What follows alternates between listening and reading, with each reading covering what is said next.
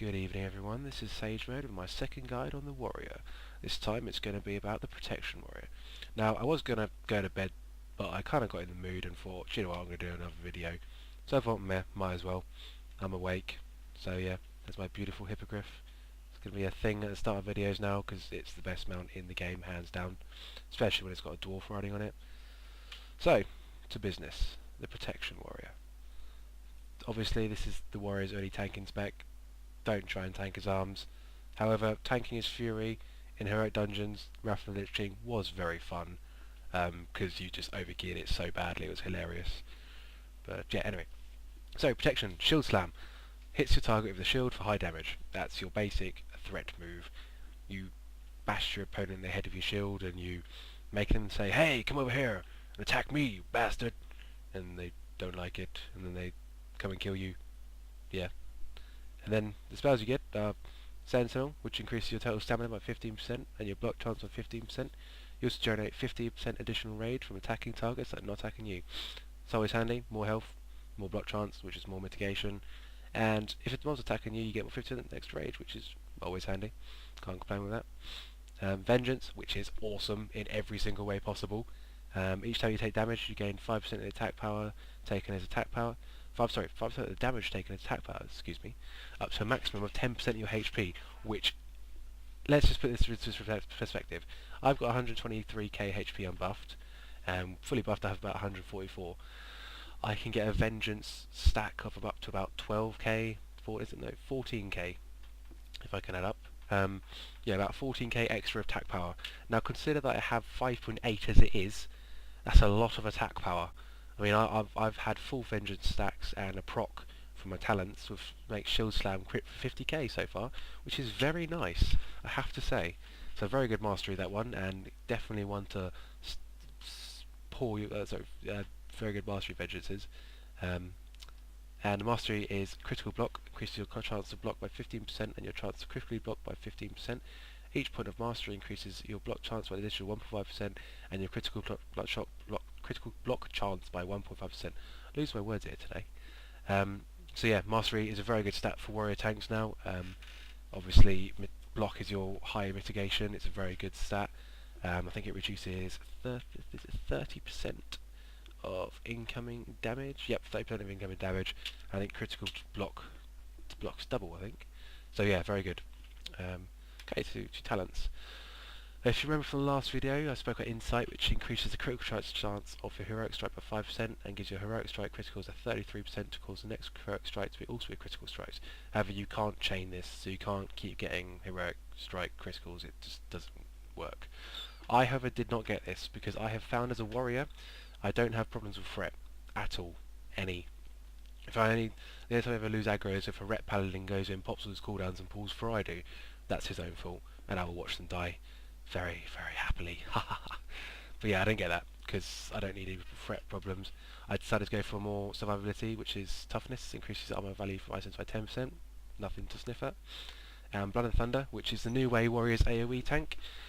Basically what happens is, every time if you rend a target and then thunderclap, and there's 5 targets around you, all the targets will get rend on them. So it's handy, and it also, every time you use thunderclap, it refreshes rend. And it spreads it to new targets as well. So that's how you AoE tank as a warrior. Rend, thunderclap, and then shockwave and cleave. And yeah. So the next one down is shield specialization. You generate 15 extra rage when you block an attack. You generate 60 extra rage when you spell reflect a magic attack. Blocking is always good, and more rage is always good. Spell reflect as much as you can, people, as a warrior. You always want to have spell reflect up if it's a caster mob.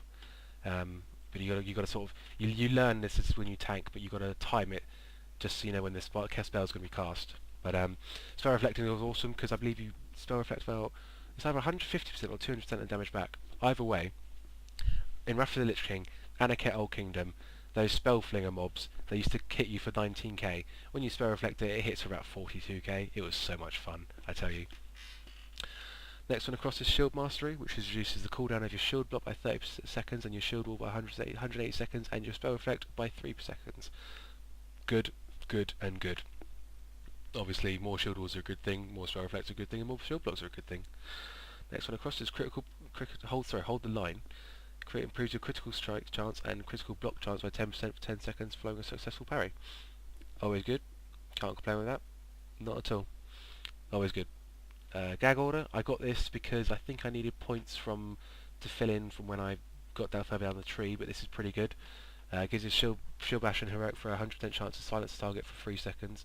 Also loads a cooldown on heroic for over 30 seconds. So you've got a short cooldown in your range pool, and on trash mobs you can silence them. Considering there's some very nasty trash mobs with Cataclysm, this is very handy. Obviously last stand is awesome, as always. I think I get about 180k HP with this thing. So when I do that, and shield wall, just nothing kills me. It's quite cool.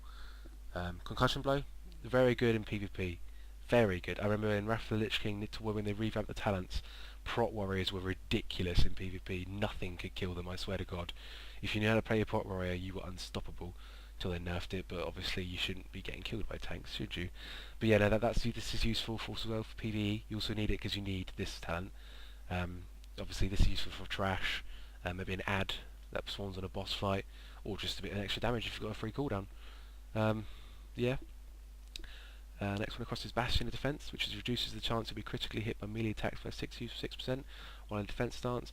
And in addition, whenever you block, dodge, or parry an attack, you have a 20% chance of becoming raged and dealing 10% physical damage done. Awesome.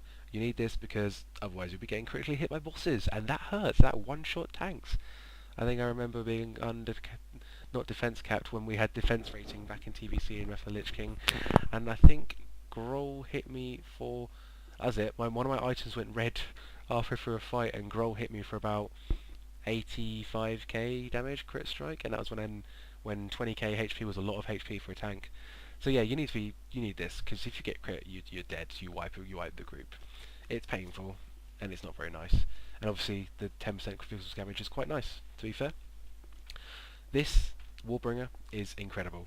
You can use your charge, your intercept, and intervene in any stance. So you can have charge and intercept, which normally is a berserker stance in defensive stance. So you have 2 charges, and you can do it in combat. Now, charge in combat is awesome because those of you who play Fury Warrior know how much mobility it gives you. If I'm tanking and say a CC mob breaks free, bam, charging, you're straight there. You know, and the healer doesn't get one shot.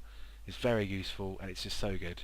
Yeah, I cannot explain how good this is. So next 3 down, you've got Improved Revenge. Increases damage of Revenge by 6% and causes Revenge to strike an additional target.